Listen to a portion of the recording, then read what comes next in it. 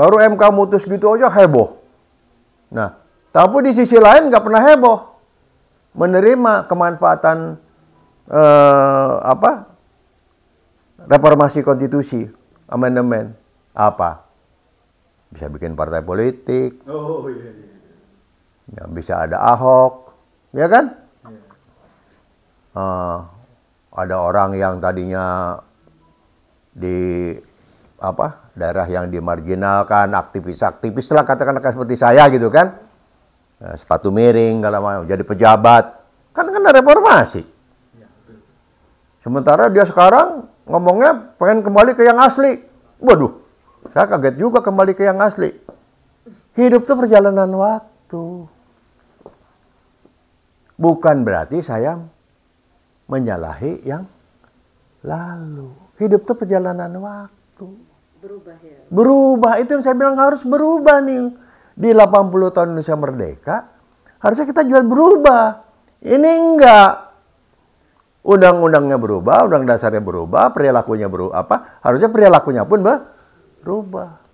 Ini kan kita ingin berlari kencang. Makanya contoh. Saya ini Ketua Pansus Undang-Undang Kementerian Negara. Di undang-undang itu saya batasi 34. 34 kementerian. Sekarang nambah. Ya kan? Saya harus konsisten. Pikiran saya, ucapan saya, konsisten. Analisis dulu, ada apa? Ternyata setelah saya lihat kondisi saat ini secara geopolitik, geoekonomi,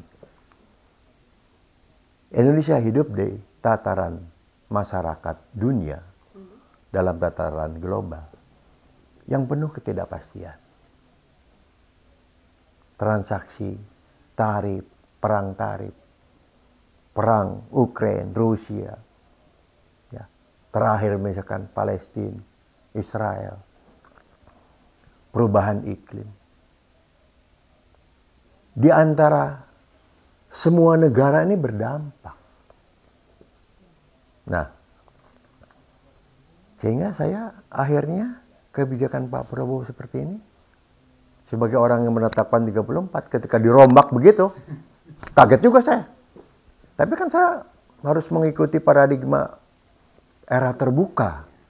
Saya kaji, saya pelajari, saya riset. Ya sekarang ada AI gitu kan, bam. Wah. Akhirnya saya mengerti, akhirnya saya menerima.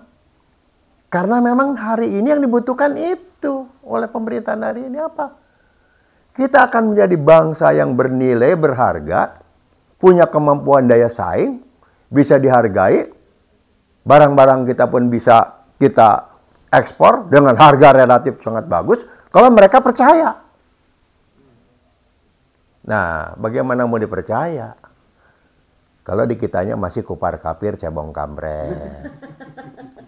DPR-nya ribut terus, juga kan? Antar lembaga negara masih pada, oh ini dalam rangka stabilitas politik. Tandanya, artinya saya nerima akhirnya. Tapi Akang menilai bahwa politik Indonesia ini belum dewasa gitu ya? Saya tidak ingin mengatakan secara totally, ya, kebijakan-kebijakan yang ditempuh hari ini, saya optimis. Walaupun dalam situasi yang sangat terbuka seperti ini, memang sesuatu yang anomali itu kadang-kadang diperlukan. Sesuatu yang kadang-kadang yang bahkan mungkin ya melanggar, menabrak prinsip-prinsip demokrasi, prinsip-prinsip teori-teori gitu ya. Kadang-kadang diperlukan dalam situasi yang penuh ketidakpastian ini. Tapi yang harus dilihat adalah tujuan akhirnya mau kemana. Itu. Nah, di era pemerintahan Pak Prabowo Gibran hari ini, kebijakan-kebijakan yang ditempuh oleh pemerintah hari ini, saya optimis. Saya yakin. Nah, inilah yang saya berharap kondisi-kondisi seperti ini disikapi secara objektif, secara rasional, dengan melakukan argumentasi-argumentasi rasional, akademik, tidak sekedar pokoknya dan menyalahkan. Juga yang merasa diserang harus bisa menerima, itulah era keterbukaan. Jadi pemerintah juga jangan baper. Masyarakat juga kalau mengkritik tidak sekedar mengkritik. Tapi ada argumen-argumen. Nah, ini semua tambah keruh. Karena maaf ya, media sosial kita bukan media yang melakukan literasi dan edukasi. Sorry ya, ini kekecewaan saya di 80 tahun Indonesia Merdeka.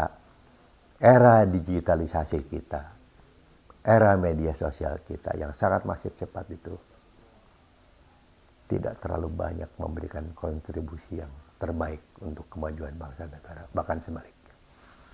Itu aja.